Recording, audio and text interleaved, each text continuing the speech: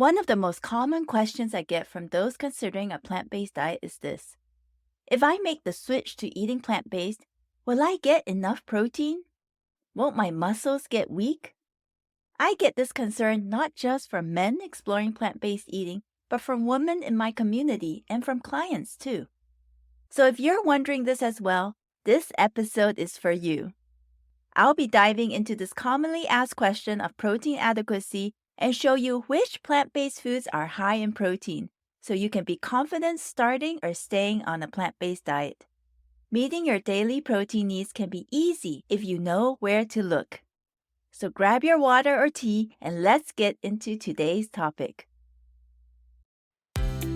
Welcome to the Plant-Based Eating Made Easy podcast. I'm your host, Anna Zinn, plant-based registered dietitian and transition coach.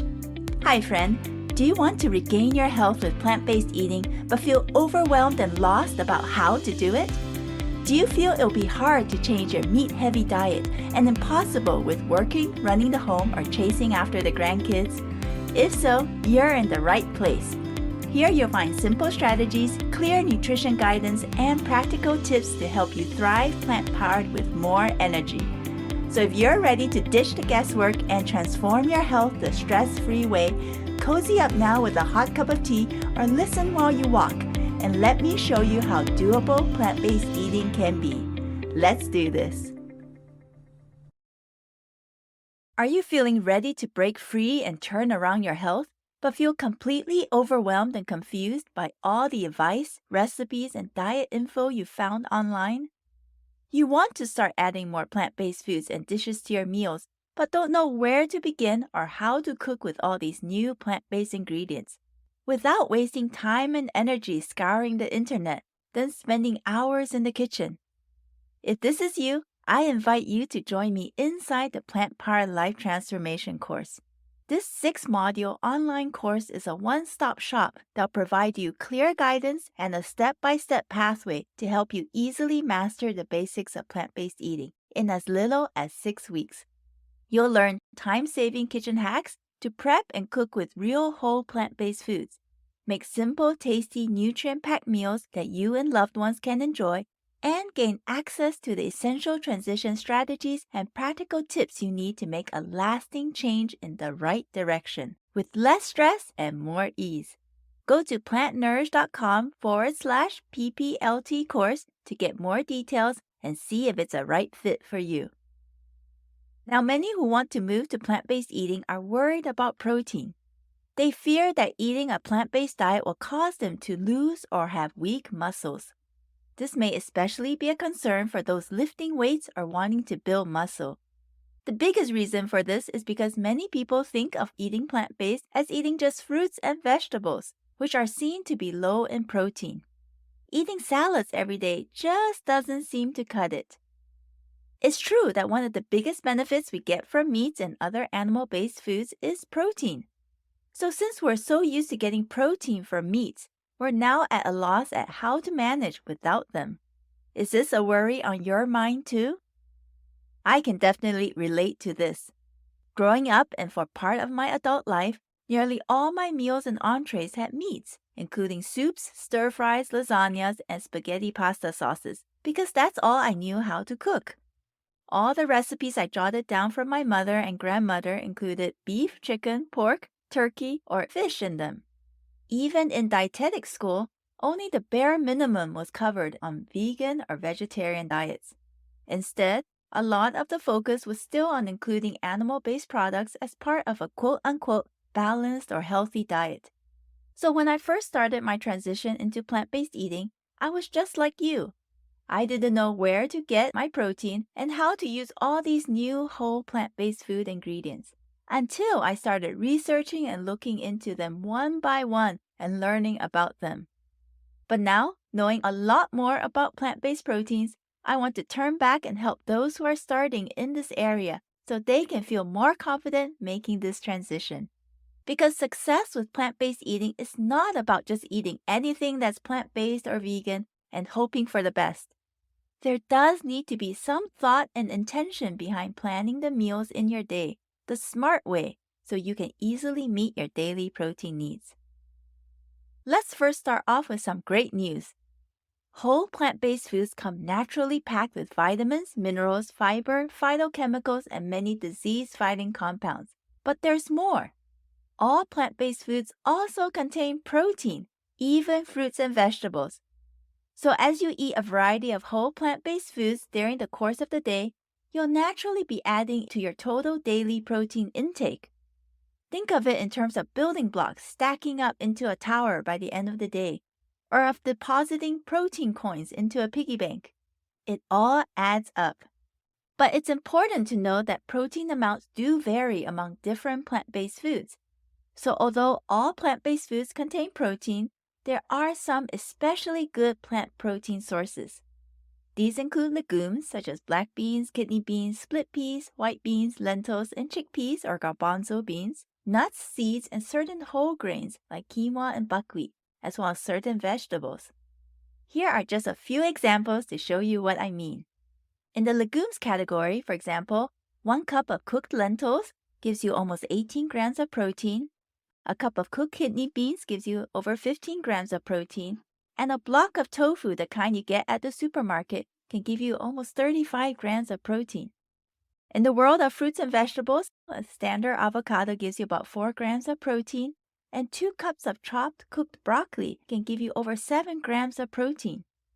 2 tablespoons of peanut butter can give you about 7 grams of protein, and an ounce of almonds gives you about 6 grams of protein. Even in whole grains, there are some great plant-based protein sources. A cup of cooked quinoa can give you over 8 grams of protein, and a cup of buckwheat can give you over 5.5 grams of protein. These are just some examples I've given you today. There are plenty more. So by being intentional and weaving in good plant-based sources like these into your meals, it can help you easily meet your daily protein needs. At this point, you may be wondering, that's great that there are so many good plant-based protein sources. But will eating protein from plants instead of from meats have long-term negative effects on your body, especially in terms of muscle mass? Well, let's look at one recent study on this. In December 2022, the results of a large study that included over 4,800 participants aged 60 years and above was published from the dataset of the 2018 China Health and Nutrition Survey. This study analyzed records of appendicular skeletal muscle mass that was obtained using the bioelectrical impedance analysis and assessed protein intake using rigorous 3-day, 24-hour dietary recalls with questionnaires during in-person interviews. The findings? In the elderly Chinese population examined, 2/3 of dietary protein intake came from plant sources. This referred to plant-based protein sources from cereals, tubers, starches, legumes, vegetables, fruits, fungi, algae, nuts, and seeds. After adjusting for all key variables, higher levels of total dietary protein intake and vegetable protein intake were associated with higher muscle mass, showing an increasing trend. Compared with the reference group, the lowest total protein intake group, the highest vegetable protein intake group had actually increased muscle mass by 0.76 kilograms, or nearly 1.7 pounds among men, and by 0.35 kilograms, or close to 0.8 pounds among women, compared to the reference group, which was the lowest vegetable protein intake group. However, the association between animal protein and muscle mass was not significant. The study authors reasoned that though animal-based protein has been widely acknowledged to have better digestibility and bioavailability than plant-based protein, the ascorbic acid found in vegetables and fruits can enhance plant protein absorption. Greater amounts of plant-based proteins were also consumed per meal in this study. Do you find these results surprising? So today we looked at how all plant-based foods contain protein, just to varying amounts. There are also plentiful sources of protein in the plant-based world, so eating a variety throughout the day will help you chalk up protein points to meet your daily needs. But it's still important to be intentional about regularly including particularly rich plant-based protein sources in your meals, such as beans, lentils, chickpeas, soy, nuts, or seeds. Doing so will ensure you maintain good muscle mass even as you age, as shown in the study I referenced. If you're listening to this and know you want to incorporate more plant-based protein into your meals, but don't know how to work with these ingredients and turn them into tasty meals, come join my online Plant Power Life Transformation course. Inside, you'll find at least 30 core video lessons, 29 nutrient-packed whole food recipes, PDF guides, and resources to help you learn how to confidently prep and cook with protein-rich plant-based foods like beans, lentils, and whole grains and add them into your meals. This course is designed to specifically help adults with health challenges move easily to plant-based eating with clear guidance and a straightforward path. I want to save you time and energy as you master the basics of plant-based eating with confidence so you can easily transform your health and life as you move into a thriving plant-powered lifestyle. Even if you don't consider yourself a cook, find it hard to stand in the kitchen prepping due to health limitations, or hardly eat any vegetables now, you can still easily move to a plant-powered lifestyle to naturally transform your health the right way without needing more pills, medication, or surgery. That's because there are many different hacks, strategies, and simple recipes you can make to easily turn whole plant-based foods into flavorful meals without spending hours in the kitchen. There are also tasty, no-cook plant-based meals you can make that can be satisfying, filling, and nourishing for your body. The Plant Power Life Transformation course is a one-stop shop where I teach you how to prep, store, and cook nourishing whole plant-based foods and turn them into tasty plant-based meals using simple recipes that take less than 30 minutes. You'll get immediate access inside the course portal to the video lessons, recipes, PDF guides, and resources once you enroll in this course. Go to plantnourish.com/PPLT course to get more details and to enroll. Thank you so much for listening. If this podcast has inspired, encouraged, or helped you in some way to transform your health, I would love to hear about it. Please take 30 seconds to rate and leave a written review on Apple Podcasts to let me know.